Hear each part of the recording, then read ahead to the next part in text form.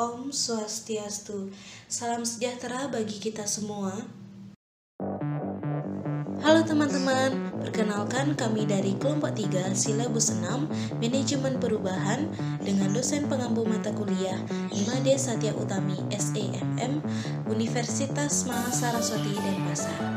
Materi yang akan kami bawakan kali ini mengenai model perubahan suatu organisasi. Adapun anggota dari kelompok 3 silabus 6 yaitu Francisco Fernandez, Ana Agung Ayudhya Paramita, dan Igusti Bagus Alif Prayota. Pokok bahasan materi yang akan kami bawakan yaitu yang pertama, model perubahan Victor Tan, yang kedua, model perubahan Briggs dan Mitchell, yang ketiga, tahapan perubahan Kotter, dan yang keempat, proses perubahan Pasmo. Saya Igusti Bagus Alif Prayota, absen 6. Di sini saya akan menjelaskan model perubahan Victor Tan. Victor Tan mengemukakan bahwa untuk mendapatkan keberhasilan dalam proses perubahan, pemimpin harus dapat memenangkan pikiran dan hati orang dalam organisasi. Victor Tan mengintroduksikan 3 tahapan yang harus dilalui dalam proses perubahan, yaitu sebagai berikut. Yang pertama, opening minds atau membuka pikiran. Seringkali pemimpin berusaha mengubah pikiran orang lain dengan cara memaksa. Mereka berusaha agar orang berubah dengan memberi perintah dan bahkan dengan cara membentak, dan fokusnya adalah agar mereka mau mendengarkan apa yang dikatakan. Tindakan demikian tidak akan memberikan hasil yang diharapkan. Dan untuk yang kedua, winning hearts atau memenangkan hati. Apabila membuka pikiran adalah berkenaan dengan alasan, maka memenangkan hati adalah emosi. Kebutuhan bahwa untuk dihargai merupakan motivasi yang kuat untuk melakukan perubahan. Dan yang ketiga, enabling action atau memungkinkan tindakan. Di sini ada 4 alasan mengapa orang tidak mau berubah, diantaranya karena mereka tidak tahu apa yang harus dilakukan. Yang kedua, mereka tidak tahu bagaimana cara melakukannya. Yang ketiga, mereka tidak tahu mengapa mereka harus melakukannya. Dan yang terakhir, terdapat hambatan yang berbeda di luar kontrol mereka. Peranan pemimpin adalah mengatasi setiap alasan agar memungkinkan orang membuat perubahan terjadi. Peranan pemimpin adalah memastikan bahwa komunikasi berjalan efektif sehingga bawahan lebih memahami arti pentingnya perubahan bagi organisasi dan dirinya. Saya, Ana Agung Ayudhya Paramita, akan membahas materi model perubahan Briggs dan Mitchell. Briggs dan Mitchell berpendapat bahwa perubahan memerlukan tahapan transisi reorientasi psikologis yang berlangsung lambat, yaitu melalui 3 proses. Yang pertama, saying goodbye, mengucapkan selamat tinggal pada cara lama. Di atas kertas adalah logis bergeser ke arah self-managed team, tetapi hal ini mengakibatkan orang tidak percaya lagi pada supervisor untuk membuat keputusan. Yang kedua, shifting into neutral, menjadi netral. Tahap ini merupakan tahap yang sulit, penuh ketidakpastian dan kebingungan, terutama pada saat merger dan akuisisi, di mana keputusan karir, kebijakan, dan aturan main ditinggalkan, sedangkan 2 kepemimpinan mengerjakan masalah kekuasaan dan pengambilan keputusan. Yang ketiga ada moving forward, merupakan tindakan bergeser ke depan dan berperilaku dengan cara baru. Fase ini memerlukan orang yang memulai berperilaku baru, meletakkan kompetisi, dan nilai risiko. Tahapan perubahan Kotter. John Kotter memperkenalkan model 8 langkah perubahan Kotter untuk meningkatkan kemampuan organisasi dalam merubah dan meningkatkan peluang keberhasilannya.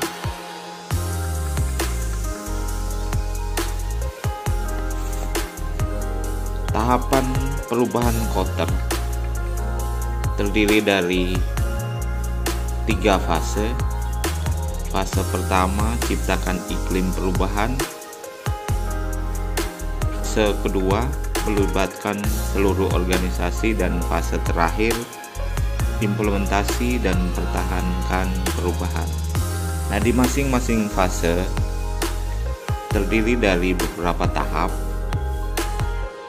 Yang pertama, fase ciptakan iklim perubahan terdiri dari 3 tahap, yaitu yang pertama desak perubahan, yang kedua buat tim pemandu, yang ketiga buat visi yang tepat. Fase yang kedua, fase melibatkan seluruh organisasi, terdiri dari 3 tahap. Yang pertama, komunikasikan visi, yang kedua hilangkan hambatan, dan yang ketiga buat kemenangan jangka pendek. Dan fase terakhir, implementasi dan pertahankan perubahan, terdiri dari 2 tahap, yaitu bangun perubahan dan buat perubahan menjadi budaya. Berikut adalah penjelasan dari model 8 langkah perubahan kota. Yang pertama, ciptakan kebutuhan mendesak. Tahap ini merupakan penentu. Maka dari itu, pemimpin mulai dengan mendiskusikan indikator-indikator krisis, hal-hal yang berpotensi krisis, dan peluang-peluang yang ada di balik krisis itu. Perubahan dimulai dengan penyadaran pada semua pihak bahwa institusi Anda berada pada situasi yang mendesak. Yang kedua, bentuk kelompok pemandu. Perubahan biasanya dimulai dari 1 atau 2 orang, tetapi itu tidak efektif kalau tidak mendapat dukungan dari suatu kekuatan massa yang besar. Massa yang besar itu umumnya massa yang baru mau bergerak kalau orang banyak sudah bergerak. Oleh karena itu, perlu suatu kondisi yang terdiri dari 5, 15 atau 50 orang untuk ikut menggerakkan perubahan. Tahap ketiga adalah bentuk visi dan inisiatif strategis. Bentuk visi yang bersifat strategis dan inisiatif tujuannya adalah agar perubahan lebih terarah ke depan. Tanpa visi, para pengikut akan kehilangan arah. Ide-ide para juga harus disertakan dalam visi tersebut, sehingga karyawan bisa dengan cepat menerima visi yang dibentuk. Visi yang jauh ke depan harus dapat dipilah-pilah menjadi tahunan, semesteran, atau bahkan 3 bulanan. Visi bukan saja sasaran, melainkan juga produk, segmen pasar, dan organisasi. Tahap keempat, komunikasikan visi. Visi yang baik harus terkomunikasi dengan jelas dan terarah. Komunikasi dapat dicapai dengan berbagai cara, termasuk dengan contoh-contoh.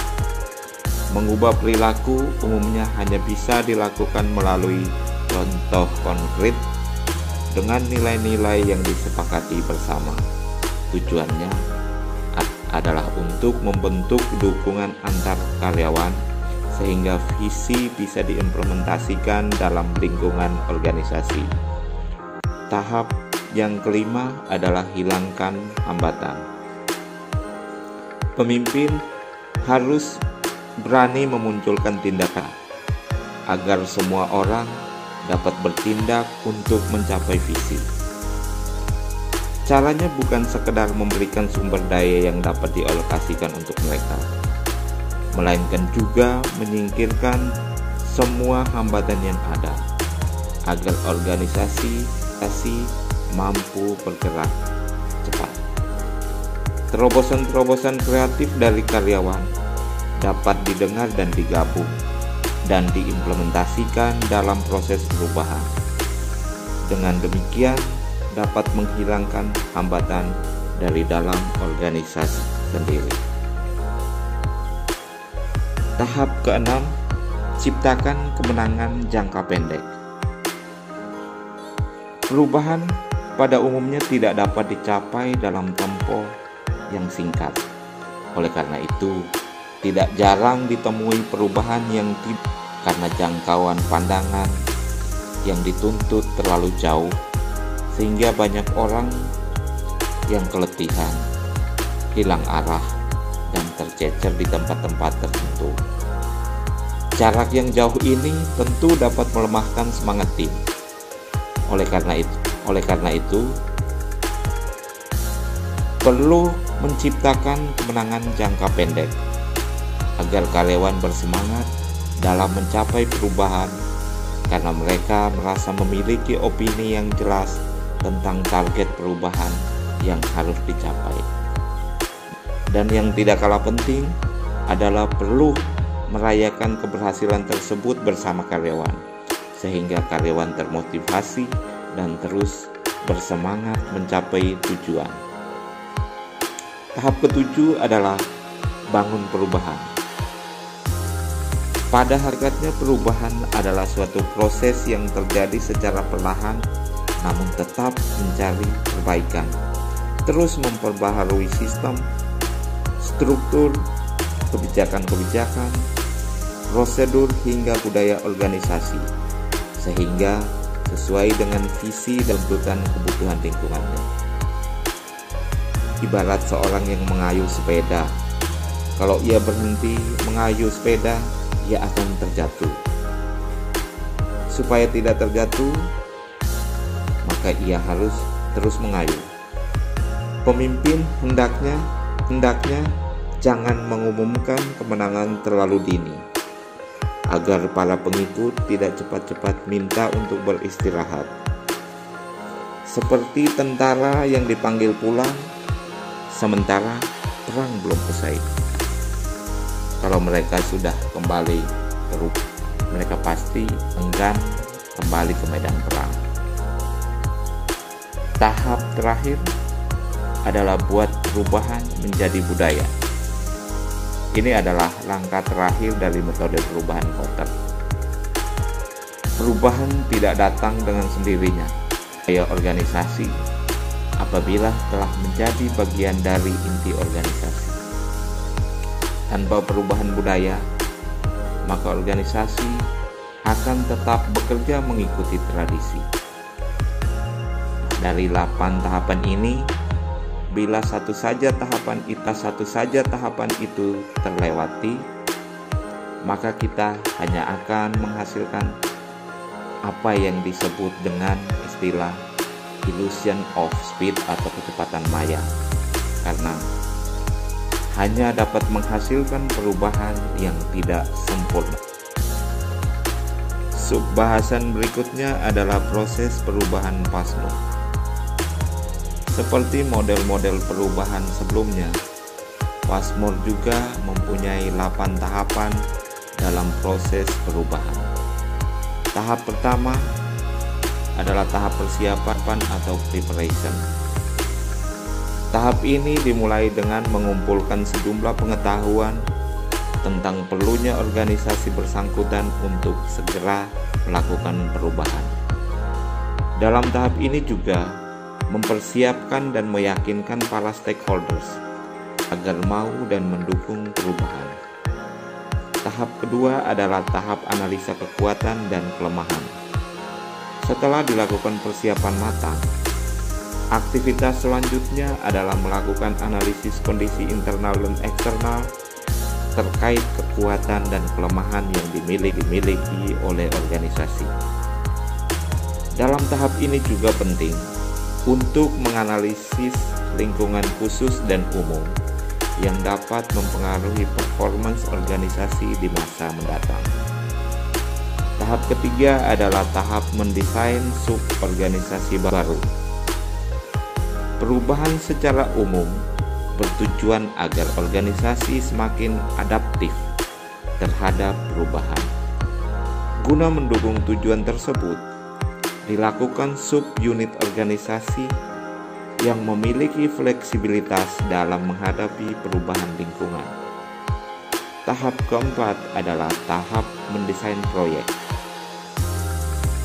Proyek dalam hal ini adalah perubahan yang menyeluruh dan integratif. Agar perubahan yang terjadi terintegrasi, maka seluruh anggota disertakan agar dapat memahami dan mempunyai rasa memiliki perubahan yang sedang terjadi. Tahap kelima adalah tahap mendesain sistem kerja. Sistem kerja ini adalah bagian penting untuk memformalisasikan pekerjaan, terutama yang bersifat rutin. Sifat kerja yang didesain akan memudahkan evaluasi dan standarisasi pekerjaan. Tahap keenam adalah tahap mendesain sistem pendukung. Agar proses perubahan dapat terintegrasi dan terjadi proses pembelajaran yang berjangka panjang, maka perlu didesain sistem yang mendukung tujuan tersebut. Sistem pendukung ini merupakan sarana untuk menggenggam perubahan yang sedang dan akan dilakukan. Tahap ketujuh adalah tahap mendesain mekanisme integratif. Mendesain mekanisme integratif merupakan proses untuk menjadikan sistem kerja dapat terkoordinasi secara baik dan berkesinambungan. Guna mencapai keinginan tersebut, harus didukung adanya usaha untuk mengumpulkan dan menyebarkan informasi. Dengan adanya pengumpulan informasi, maka sebuah permasalahan tidak diselesaikan secara parsial. Selanjutnya, mekanisme tersebut dikontrol legitimasi kekuasaan agar mekanisme tersebut dapat berjalan dengan baik. Tahap ke-8 adalah tahap implementasi dan perubahan.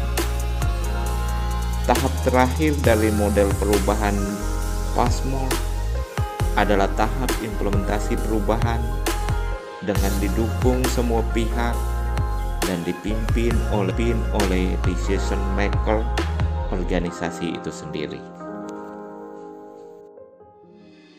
Baik, selanjutnya kita akan melangkah ke sesi tanya jawab, di mana ada 3 pertanyaan untuk para audiens. Yang pertama, bagaimana cara seorang pemimpin agar berhasil menerapkan cara yang dikemukakan Victor Tan dalam melakukan penenangan pada setiap anggota organisasinya di tengah pandemi COVID-19 ini? Yang kedua, terkait moving forward, apa yang seharusnya dilakukan organisasi agar berhasil mengimplementasikan fase ini? Dan yang ketiga, pernahkah Anda atau organisasi Anda mendapatkan penolakan terhadap implementasi perubahan di lingkungan kerja Anda, di mana kita ketahui bahwa penolakan tersebut menjadi hambatan dalam perubahan? Apa tindakan menghilangkan hambatan tersebut? Demikian presentasi dari kelompok kami tentang model perubahan organisasi. Saya Francisco Fernandez, anak Agung Ayudiah Paramita, dan I Gusti Bagus Alif Prayoga. Terima kasih. Om Santi Santi Santi Om.